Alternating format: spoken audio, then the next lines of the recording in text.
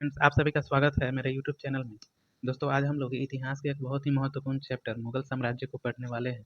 तो इससे रिलेटेड जितने भी पॉइंट हैं उन सभी को हम लोग बारी बारी करके कवर करते चलेंगे। तो चलिए दोस्तों, वीडियो को स्टार्ट करते हैं। मुगल साम्राज्य। मुगल साम्राज्य के संस्थापक जहीरुद्दीन बाबर को माना जाता है। 14 फरवरी 1483 ईस्वी को फरगना में बाबर का जन्म हुआ था। इनके पिता तैमूर के वंशज थे एवं माता चंगेज खां की वंशज थी। इनका निधन 1930 ईस्वी में हो गया था। तो मुगल साम्राज्य के संस्थापक जहीरुद्दीन बाबर थे। इनका जन्म फरगना में 14 फरवरी 1483 ईस्वी को हुआ था। इनके पिता तैमूर के वंशज थे और माता चंगेज खां की वंशज थी। बाबर 11 वर्ष की आयु में 1494 में फरगना की गद्दी पर बैठा। 1504 में काबुल एवं 1507 में कंधार को जीता एवं बादशाह की उपाधि धारण की। दोस्तों, अक्सर यहाँ से क्वेश्चन बनता है कि बाबर ने बादशाह की उपाधि कब धारण की थी। तो 1504 ईस्वी में काबुल को जीतने के बाद बाबर ने बादशाह की उपाधि धारण की थी। 1519 से 26 तक बाबर ने भारत पर कुल 5 बार आक्रमण किए।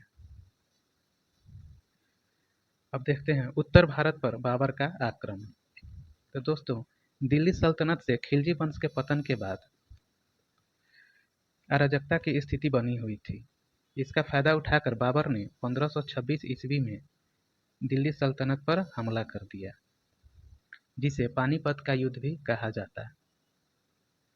तो पानीपत का युद्ध बाबर और इब्राहिम लोदी के मध्य हुआ था। पानीपत की प्रथम लड़ाई 1526 ईस्वी में बाबर और इब्राहिम लोदी के मध्य हुआ था। इस युद्ध में इब्राहिम लोदी मारा गया। बाबर को भारत आने का न्योता इब्राहिम लोदी के चाचा दौलत खां एवं आलम खां तथा साथ ही राणा सांगा ने दिया था। तो दोस्तों, जो दूसरे के लिए गड्ढा खोदता है, पहले वह स्वयं ही उस गड्ढे में गिरता है। राणा सांगा का भी हाथ था बाबर को भारत में बुलाने का। और अगला युद्ध जो है खानवा का युद्ध, वो राणा सांगा से ही होता है बाबर का। तो चलिए देखते हैं। खानवा का युद्ध 1527 ईस्वी में हुआ था। खानवा का युद्ध बाबर और राणा सांगा के बीच हुआ था। राणा सांगा मेवाड़ का शासक था। दोस्तों, कहाँ का शासक था राणा सांगा? तो मेवाड़ का शासक था। और उसकी सेना राणा सांगा के नेतृत्व में काफी शक्तिशाली एवं सुदृढ़ थी। वहीं बाबर की जो सेना थी वो राणा सांगा की सेना की आधी थी। जब युद्ध हुआ तो राणा सांगा की जीत सुनिश्चित लग रही थी, पर युद्ध के दौरान राणा सांगा घायल हो जाता है और उसे युद्ध से बाहर जाना पड़ता है। अब तक राणा सांगा की जो सेना अपराजय लग रही थी, वो राणा सांगा के युद्ध से बाहर होने के बाद हार जाती है। इस युद्ध के बाद बाबर ने गाजी की उपाधि धारण की। क्वेश्चन पूछा जाता है कि बाबर ने गाजी की उपाधि कब धारण की। तो खानवा का युद्ध 1527 ईस्वी के बाद बाबर ने गाजी की उपाधि धारण की थी। दोस्तों, खानवा का युद्ध कब हुआ था? तो 1527 ईस्वी में बाबर और राणा सांगा के बीच में, जिसमें कि राणा सांगा पराजित हो जाता है। राणा सांगा कहाँ का शासक था? तो मेवाड़ का शासक था। अब अगले युद्ध की तरफ बढ़ते हैं। अगला युद्ध होता है चंदेरी का युद्ध। तो चंदेरी का युद्ध बाबर और मेदिनी राय के मध्य हुआ था। मेदिनी राय चंदेरी राज्य का शासक था। खानवा के युद्ध के बाद राजपूतों की शक्ति पूरी तरह नष्ट नहीं हुई थी, इसलिए यह युद्ध शेष राजपूतों के खिलाफ थी। इस युद्ध में मेदिनी राय मारा जाता है तथा महिलाएं सामूहिक जौहर करती। सामूहिक जौहर का मतलब होता है दोस्तों कि आग का एक कुंड खनवा के और उसमें कूदना। तो जब चंदेरी का युद्ध हुआ और मेदिनी राय पराजित हो गया, उसके बाद जो जो भी चंदेरी की महिलाएं थी, खास करके शाही महिलाएं, वे सभी सामूहिक रूप से जौहर करती है।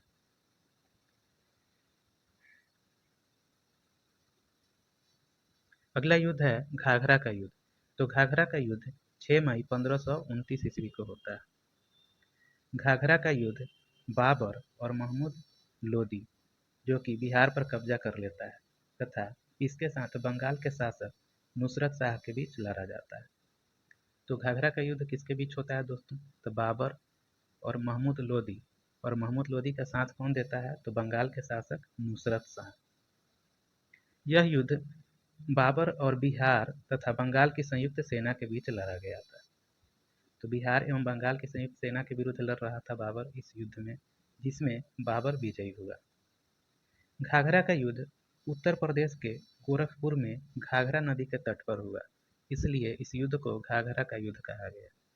गोरखपुर जो है वो उत्तर प्रदेश में है और गोरखपुर में घाघरा नदी के तट पे यह युद्ध हुआ था। यह बाबर का अंतिम एवं मध्यकालीन भारत का प्रथम युद्ध था जो जल एवं थल दोनों पर लड़ा गया था। तो यह मध्यकालीन भारत का पहला ऐसा युद्ध था जो जल एवं थल दोनों पर लड़ा गया था। एक बार रिव्यू कर लेते हैं दोस्तों। तो घाघरा का युद्ध बाबर और महमूद लोदी के साथ हुआ था।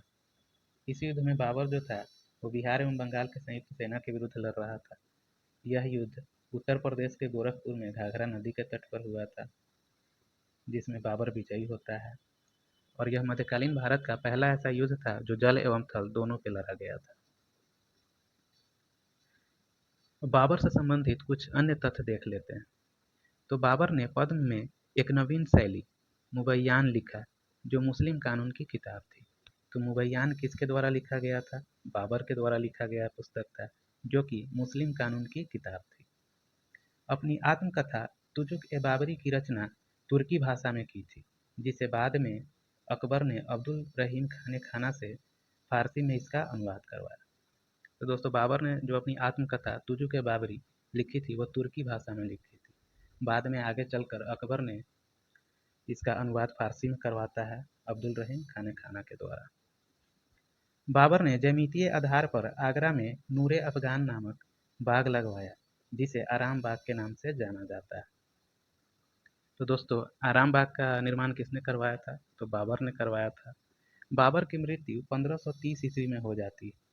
1530 ईस्वी में आगरा में हो जाती है और उसे उसी के द्वारा बनवाए गए आराम बाग में दफना दिया जाता है।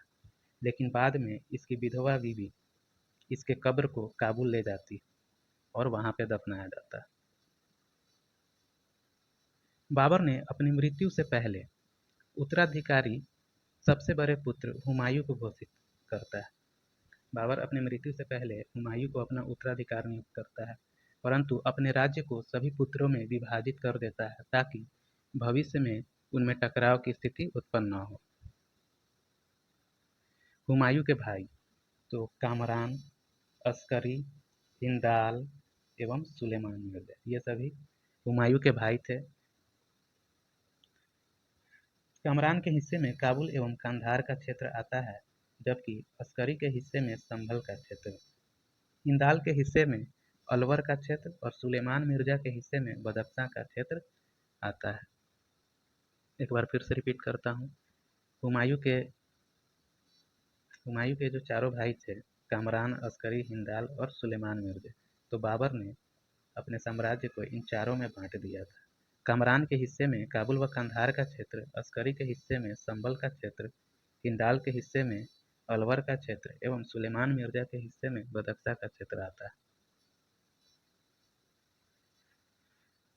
अब हम लोग पढ़ेंगे नसीरुद्दीन मोहम्मद हुमायूं के बारे में।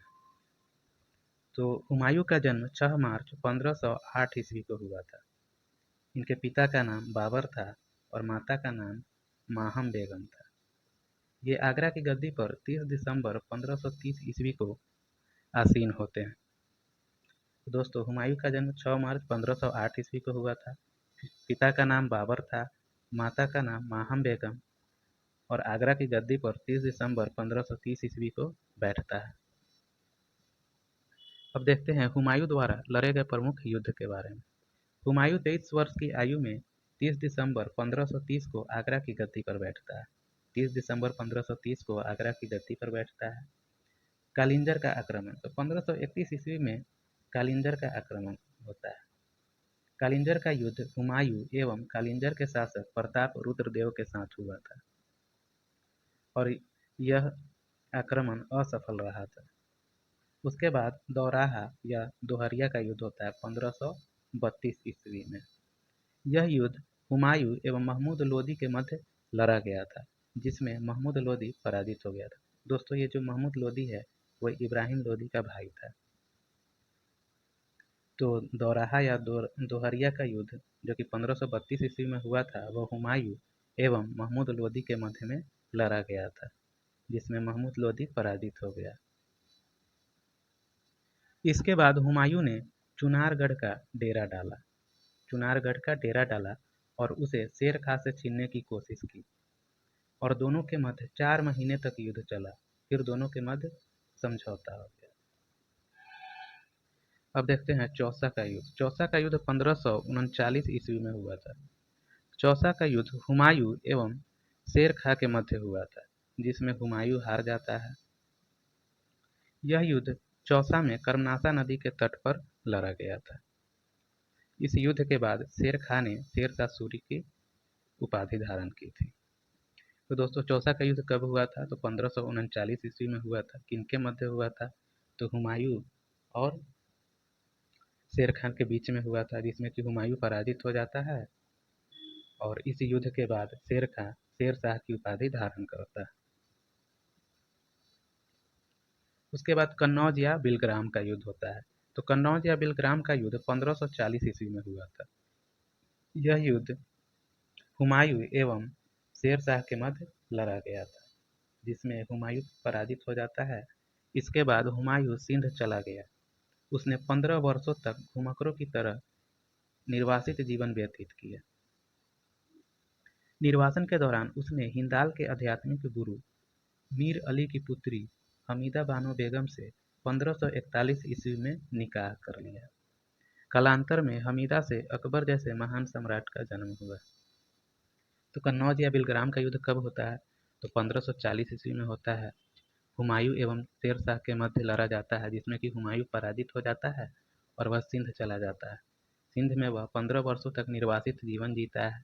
उसके बाद हिंदाल के आध्यात्मिक गुरु मीर अली की पुत्री हमीदा बानो बेगम से विवाह कर लेता है और उसी हमीदा बानो बेगम से अकबर जैसे महान सम्राट का जन्म होता है।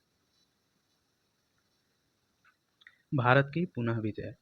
शेरशाह की मृत्यु के बाद दिल्ली और आगरा पर अधिकार करने का हुमायूं के पास अच्छा मौका था। इसलिए हुमायूं एवं सिकंदर सूर के मध्य 15 मई 1555 को मछीवाड़ा का युद्ध हुआ, जिसके बाद हुमायूं ने लाहौर पर अधिकार कर लिया। तो दोस्तों मछीवाड़ा का युद्ध कब लड़ा गया था? तो 15 मई 1555 को लड़ा गया था। हुमायूं एवं सिकंदर शाह सूरी के मध्य लड़ा गया था, जिस युद्ध में हुमायूं विजयी होता है एवं लाहौर पर अधिकार कर लेता है। 22 जून 1555 ईस्वी को हुमायूं और सिकंदर सूर के मध्य सरहिंद का युद्ध हुआ। इस युद्ध में सिकंदर सूर पराजित हो गया। इसके बाद हुमायूं पुनः दिल्ली व आगरा पर अपना अधिकार कर लिया।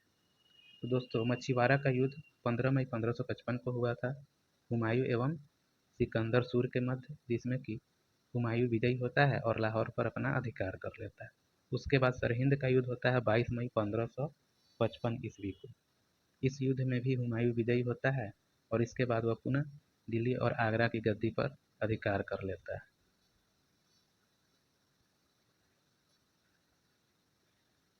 24 जनवरी 1556 ईस्वी को दिल्ली स्थित दीन पनाह भवन के पुस्तकालय की सीढ़ियों से गिरकर हुमायूं की मृत्यु हो जाती है।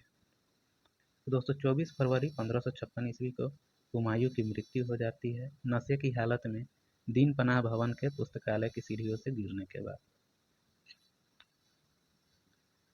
अब हम लोग पढ़ेंगे शेरशाह सूरी के बारे में। तो दोस्तों शेरशाह सूरी का जन्म 1486 ईस्वी में हुआ था। स्थान होशियारपुर बजवाड़ा, ये पंजाब में पड़ता है होशियारपुर। पिता का नाम मियाँ हसन खां सूर था और बचपन का नाम फरीद था और यह इस्लाम धर्म को मानता था। तो शेरशाह सूरी का जन्म 1486 ईस्वी, स्थान होशियारपुर बजवाड़ा जो कि पंजाब में पड़ता है। पिता का नाम हसन खां सूर था, बचपन का नाम फरीद खां था और यह इस्लाम धर्म को मानता था। शेरशाह का जन्म पंजाब के होशियारपुर शहर के बजवाड़ा नामक स्थान पर हुआ। उसके बचपन का नाम फरीद खां था। वो शेर खां के नाम से जाना जाता था क्योंकि उसने कथित तौर पर कम उम्र में ही अकेले एक शेर को मार डाला था। उसके दादा एक जागीरदार थे जो दिल्ली के शासकों के अंतर्गत कार्यरत थे। उसका कुल नाम सूरी उसके गृह नगर सूर से लिया गया था। उसके पिता पंजाब में एक अफगान रईस जमाल खान की सेवा में थे। शेर शाह को बचपन के दिनों में उसकी सौतेली माँ बहुत सताती थी। 1522 ईस्वी में शेर शाह जमाल खां की सेवा में चले गए, पर उनकी सौतेली माँ को यह पसंद नहीं आया। इसलिए वे बिहार के स्वघोषित स्वतंत्र शासक बहार खान रूहानी के दरबार में चले गए और यहीं से स्टार्ट होती है शेर शाह सूरी की नई यात्रा। जल्द ही शेर शाह बहार खां के नाबालिग पुत्र के शिक्षक एवं गुरु बन गए। बहार खान रूहानी के मृत्यु के बाद वे बिहार के राज्यपाल बन गए एवं प्रशासन को पुनर्गठित करना शुरू कर दिया। शेर खां ने 1530 ईस्वी में चुनार के किलेदार ताज खां की विधवा पत्नी से निकाह कर चुनार के किले पर अधिकार कर लिया। 1530 ईस्वी में चुनार के किलेदार ताज खां की विधवा पत्नी से निकाह कर लिया एवं चुनार किले पर अपना अधिकार कर लिया। 1537 ईस्वी में उसने बंगाल पर अचानक हमला करके बंगाल के एक बड़े क्षेत्र पर कब्जा कर लिया, पर वह हुमायूं से सीधा टकराने से बचता रहा। शेर शाह ने 1539 में हुमायूं से चौसा का युद्ध लड़ा, जिसमें हुमायूं पराजित हो गया। 1540 ईस्वी में उसने कन्नौज या बिलग्राम के युद्ध में हुमायूं को हराकर दिल्ली की गद्दी पर काबिज हो गया। 22 मई 1545 ईस्वी में कालिंजर आक्रमण के समय तोपखाना के फट जाने से उस समय कालिंजर का शासक कीरत सिंह था। दोस्तों 22 मई 1545 ईस्वी को कालिंजर पर आक्रमण के समय तोपखाना फट जाता है, जिससे शेर शाह की मृत्यु हो जाती है और उस समय कालिंजर का शासक कीरत सिंह था। अर्थव्यवस्था, तो शेर शाह सूरी के समय की अर्थव्यवस्था के बारे में हम लोग पढ़ेंगे। तो शेर शाह ने उत्पादन के आधार पर भूमि को 3 भागों में बांटा था, अच्छी, बुरी एवं मध्यम भूमि। उसने भूमि का निर्धारण करने के लिए राई को लागू करवाया। राई एक प्रकार का फसलदारों की सूची थी। किसानों को संलग्न अधिकारियों के वेतन के लिए जरीबाना एवं मुहसिलाना नाम का कर देना पड़ता था, जो पैदावार का 2.5 से 5% होता था। उसने पैदावार के माप के लिए सिकंदर गज, जो कि 32 इंच या 31 अंगुल होता था, तथा सन की डंडी का प्रयोग करवाया। उसने कर निर्धारण के लिए 3 प्रकार की प्रणालियां अपनाई। पहला, गल्ला बख्शी, जिसे बटाई कर कहते थे, नरक, जिसे मुक्ताई कहा जाता था, एवं जब्ती, जिसका मतलब जमई होता था। शेर शाह सूरी ने ही पोस्टल सेवा की शुरुआत करवाई थी। शेर शाह सूरी के समय के मुद्रा, तो उसने चांदी के रुपए, जो कि 180 ग्रेन के होते थे उस समय चांदी के रुपए, तो उसने चांदी के रुपए 180 ग्रेन, तांबे के सिक्के 380 ग्रेन और सोने के सिक्के जो 167 ग्रेन के होते थे, और सोने के सिक्कों को असरफी कहा जाता था। उसके समय 23 टकसालें थी। सिक्कों पर उसका नाम अरबी एवं नागरी लिपि में अंकित होता था। अब सड़कें एवं सराय के बारे में पढ़ेंगे। तो शेर शाह ने लगभग 1700 सरायों का निर्माण करवाया, जिसकी देखभाल सिकदार करता था। बंगाल में सोनार गांव से लेकर आगरा दिल्ली होते हुए लाहौर तक की यह सड़क ए आजम कहलाती थी, जो आज ग्रैंड ट्रंक रोड के नाम से जाना जाता है। तो ग्रैंड ट्रंक रोड की मरम्मत किसने करवाया था? तो शेर शाह सूरी ने करवाया था। अक्सर ये क्वेश्चन एग्जाम में पूछा जाता है। भवन एवं इमारतों का निर्माण, तो शेर शाह सूरी ने रोहतास के किले का निर्माण, दिल्ली का पुराना किला जो कि दीन पनाह भवन को तुड़वाकर बनवाया गया था, सासाराम बिहार में स्वयं का मकबरा, कन्नौज में शेरसुर नगर इत्यादि इमारतों का निर्माण करवाया था। तो दोस्तों, अगर वीडियो अच्छा लगा हो तो लाइक एवं सब्सक्राइब जरूर कीजिएगा।